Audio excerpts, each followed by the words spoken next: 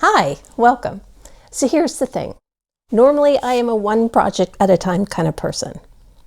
That just works best with the way I plan and I focus and I organize. However, I have so many ideas buzzing around my head right now. There are so many things that I want to try that I've decided I am going to try really hard to stretch my organizational skills so that I can work on 4 projects at a time. Now, I know this is probably pretty common for people to do this, but if you're anything like me, you'd know that that is just a recipe for disaster. So in this video, I am going to show you the 4 things that I'm working on. And I am also going to talk to you about the strategies that I'm trying to put into place to make this challenge a success. And I really hope that you find some of these strategies useful. So the first thing obviously is my actual physical sewing space.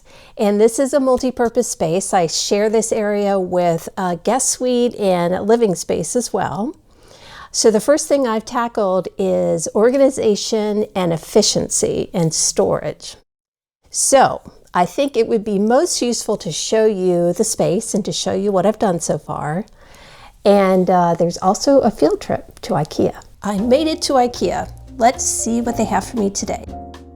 Oh, here's a cool little hexagon storage box. You can keep all your hexies in here. And the top is padded, so maybe you could use it like a pincushion. IKEA has so many of these white plastic storage boxes, and they have lids and they stack well on top of each other. Oh, they also sell smaller sizes, and you can get them with bamboo lids, but I don't think they stack as well. I did get one of these sturdy cardboard boxes because I really like the design on it.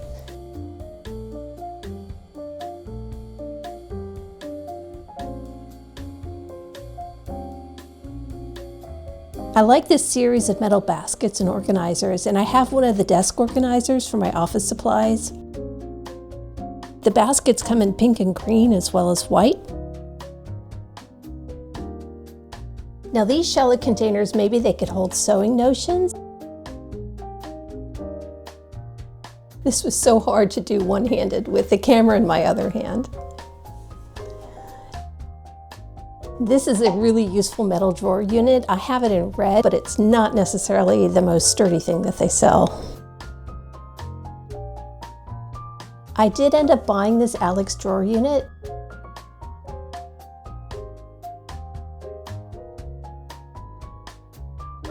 They also sell a wider version, which I actually use for a bedside table. I have one of these clear containers. It's meant for the refrigerator, and I store some thread in it.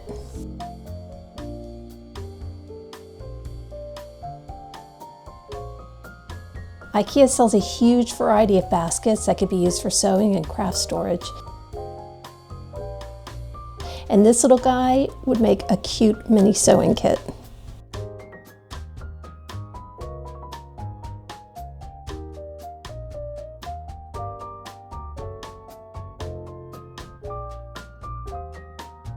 No baskets for me today.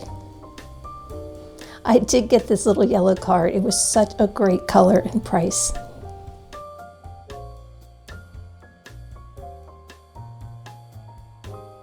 I would like you to behold the wonder of the upside down storage drawer rolling unit. Yeah, looks good, doesn't it? My drawers are upside down. So now I gotta take it apart.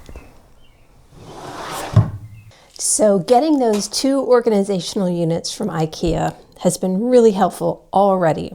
And I'll show you where they are as I give you the tour. So strategy number 1 is the perfect trifecta of storage, organization, and efficiency in the sewing space. Beforehand, I did not have this space organized in any efficient kind of way, but I really like my changes that I've made. So let me show you.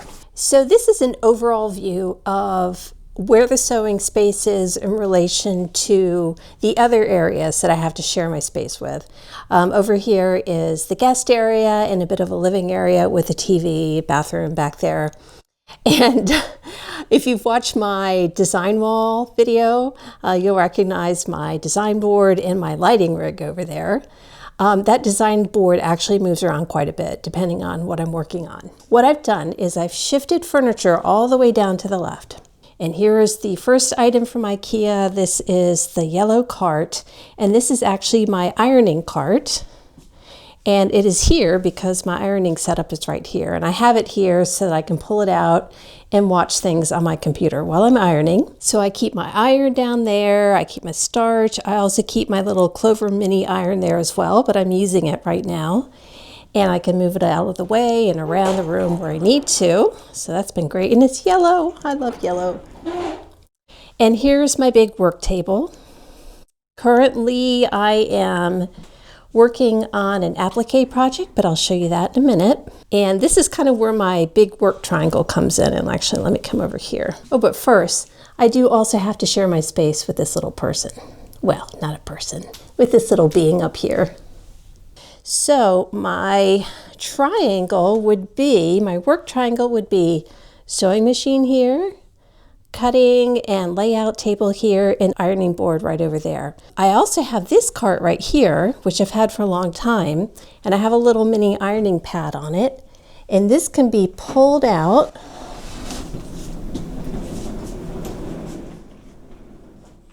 and I can keep it here by my sewing machine and use it as like a little mini ironing board when I'm actually sewing. Now over here, I have my other storage cart. This is one of the Alex IKEA units that I purchased. And this one can also be pulled out and moved to wherever I need it to go. And then finally, oh boy, I had to think twice about showing you this space in here. This is where a lot of other stuff goes, including the fabric. So I have my fabrics in here. They are divided by colors. Here and down, down, down, down. And then this whole bottom unit is all of my blue fabric. And obviously I love blue, so I have the biggest amount of that. I keep extra rulers, things hanging around here. And then I have another storage drawer here, and this is where I keep things I don't use as often, like sewing tools and just tools in general. I have an extra drawer here for the future. I have my sashiko drawer, and then finally I have a drawer for all of my template material, my freezer paper, and all that kind of stuff. This is where I keep all my novelty fabric or my super multicolored fabric. Finally up here, I have some more IKEA units. I have some miscellaneous sewing stuff I hardly ever use and things from past projects. And then my box of interfacing. And I have a storage bag over there filled with leftover quilt batting. I don't know where I would be without this closet and without this fabric storage. I would be in a real pickle, I'll tell you that much. So let's look at these drawers and see how I have tried to organize them. And remember, they are within arm's reach, or really even closer if I pull them out on their wheels, of my sewing space and my cutting area over here. So top drawer here is all of my sewing machine stuff, tool case and my bobbins and sewing machine needles and all that kind of stuff. This drawer has all of my thread in it, actually all my good thread, and I've organized it by thread weight. The third drawer down is all sticky stuff and cutting stuff. And this is glue, tape, masking tape, scissors, rotary cutters. And then finally, I have one of my first project storage spaces. And so when I organized this space, I made sure that I made room in a couple of drawers to keep certain projects. And this one, I could just pull out, and because this is a hand piecing project, I can just take it to wherever I want to work on it. So to show you what I'm working on, this is an English paper pieced tumblers wall hanging, and I'm currently in the process of sewing them together into rows. So this is where I kept my individual pieces. I have the papers, and then I have any extra tumblers in here. So it's really easy just to pull this out and take it to where I want to work it. And then to get it out of the way, I just put it right back in the drawer. So that's one strategy for me. And then coming over here, we have the unit that I got at IKEA. So the first drawer has pins and clips. Then I have needles and wax and thimbles. Wow, that's a lot of needles. And I have my marking pens in here, not organized, but they are in one place. So that's good. Then I have templates. Now these are templates, not ones that I've made, but things that I've bought for projects. And then finally at the bottom, I have a bunch of EPP stuff, English paper piecing papers, and I actually have this Sew Tights flat back stitching palette that I'm going to give this a try with my tumblers project, so I should probably move that to my other drawer.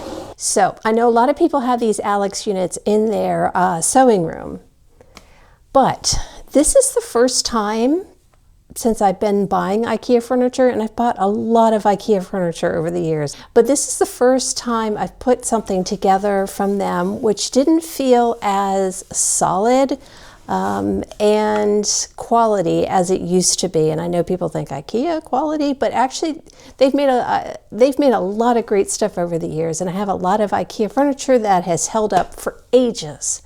But putting this together, there was a lot of plastic hardware in there, which I thought was kind of shoddy.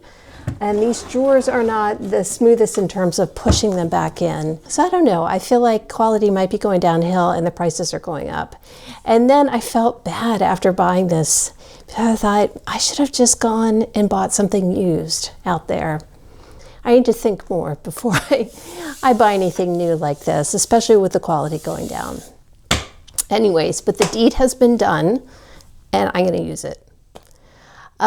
So, strategy number 1, organize your space for efficiency, to maximize your storage, get your work triangle going. You know, I'm still new to trying this 4-project strategy, but so far I have loved my new setup. I've loved having everything within reach, and most of all, having everything in its own place. So let's talk about the next one, the next strategy. The second strategy that I came up with has to do with staggering the stages of the projects. Like everyone, I have a finite amount of space. I only have one cutting table, one sewing machine. And I decided that I should think about my projects and figure out which one needs the most time with the different areas. So, and this really impacts my next 2 projects because I'm just really starting out on them. So I have to do a lot of laying out and cutting and ironing and things like that. So I thought about which of the 2 projects is going to require the most time on this table right here. And I decided that that was going to be project number 3, which I'll talk about in a minute. So project number 2 is my applique project. And I started this in my last video when I made this block right here, and this is based on a Japanese kamon, or a Japanese family crest. And I really enjoyed the look of this circle, and I made it using a gradient fabric. I pulled out all my gradient fabrics, and I decided that I'll just get all the cutting done for this first, in terms of the actual cutting out the pieces, which I've gotten a start on right here. Here they are. And then cut out the background squares as well that they're going to be appliqued onto. Get all that out of the way, because the majority of the time with that project is going to be preparing the edges for the applique, like the ironing method that I use, and also the hand sewing of the pieces onto the backer fabric. That's where the majority of the time will be. So that will leave the table free for project number 3. I have decided to call strategy number 3, be kind to your future self. And I am pairing my 3rd project with this particular strategy because there are so many moving parts involved in this next one. So project 3, I'm going to go back to my Japanese quilt block books. These are the ones written by Susan Briscoe, and I've done a video on blocks from this book where I started with the easiest blocks using my scraps. So my next project, I'm going to be choosing designs from both these books. This is the one on taupe quilts, Japanese taupe quilts, which is a much different color palette. It's much more limited color palette. And I was thinking of using my blue fabrics to replace the taupe fabrics. I don't have any taupe fabrics, but it's a kind of similar idea where you're just using blue on blue on blue, like we've got taupe on taupe on taupe here. And what I learned last time when I was working on the patchwork from this book is that I needed a lot of space on my table.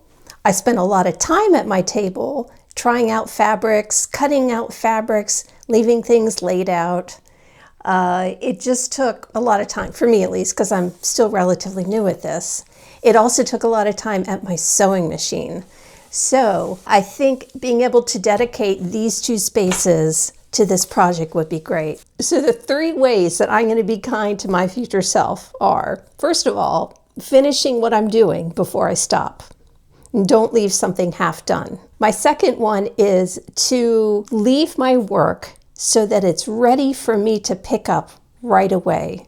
Because if I've left it where I have to do a lot to get started again, even something small like, I don't know, not putting the next thread in the machine or not having the pieces all pinned together and ready to go into the machine, thinking about having to do that before I get started is sometimes a little bit of a mental block, and that's just me. So I'm going to try to leave my work so it's all ready for me to just jump in the next day. And part of that may be writing a little note saying, this is what you're doing next. This is the block you're doing next. Remember to do this, remember to do that, in case several days go by before I'm able to pick it up again. And finally, the third part of this is cleaning up my space so that it's not a disaster zone, because there's nothing more off-putting to me in terms of getting started with something for the day than having my space with pieces everywhere, little scraps here and there, trash, tape, I don't know, pins here and there. It's just a little overwhelming to get started. So trying to make an effort to clean up as best I can every day while also leaving my work ready to go for the next day or the next time I pick it up. So my fourth and final strategy is crucial to the success of all the projects. And that is to have all my key supplies in a traveling sewing kit, so that I can bring them around to the different areas where I'm doing the different projects. This is the nerve center of the whole enterprise. And this box, although it's pretty small, it has everything I need to go from place to place with my work. I just have to remember to put things back in it before I take it away. It's just a 3-tiered craft box, nothing fancy. And I have my quilting thread that I'm using for my quilting project. I also have my applique thread in here as well, my paper and plastic little snips, and then I have my fabric and thread snips. My Hera tool, which I use for marking my quilt as I go. Some marking pens, my little suede thimbles that I stick onto my finger, and I use these when I do my applique. My metal thimble that I use when I do my quilting. I also have, of course, the seam ripper, very important. My little needle puller, which I use when I'm trying to get when I'm quilting and I'm trying to pull it through maybe a thicker portion of the quilt and I need some extra grip. I keep, of course, some pins in there. I have my patchwork pins. I have some other small pins here. I keep my sew tights in here. Of course, got my pin cushion with my different needles in there, and I have my quilting needle already threaded and ready to go. And I also have an applique needle in here as well. Different kinds of thread conditioner, extra needles here, applique needles, some quilting needles. And then in the bottom, I do keep my rotary cutters that I use most frequently here. So they're right on the table when I'm working on the table. Little measuring implements, a little thread catcher bowl. This is so important for keeping track of my snipped thread so that it doesn't end up on the floor on the furniture where my cat can get into it. I also have some other scissors in here. I have these little mini serrated scissors. And I often keep my fabric scissors in here as well. And then finally, I have some of my smaller hexagon templates, and these are templates that I use with the Hera tool to mark the lines for quilting. It all fits in here, and as long as I keep it all in here, it works, because then I can just pick it up, take it to the couch, for the EPP, take it downstairs for the quilting, leave it on the table here for cutting, and take it to the sewing machine for my piecing. So let's hope that I can keep it all in here and organized, because I think this really will be the key to it all working out. Because the last thing you want to do is go searching around for all your tools. And you also don't want to have to buy 5 versions of everything to keep at all your different stations.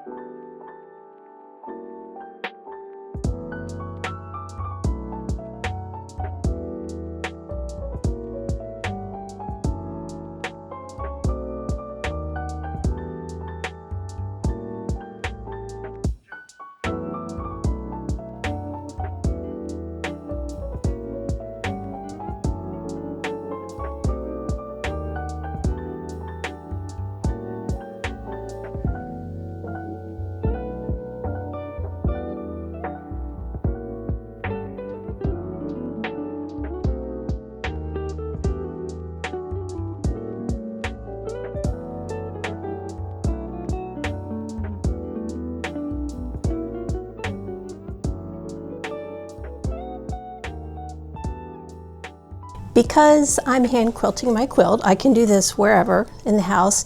And so I kind of set up a station here by the TV.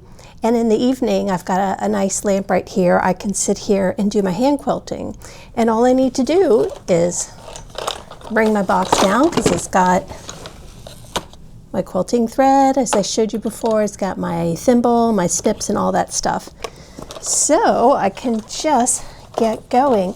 Oh, also down here I do keep my hoop, and I keep the bigger hexagon templates that I'm using for this project.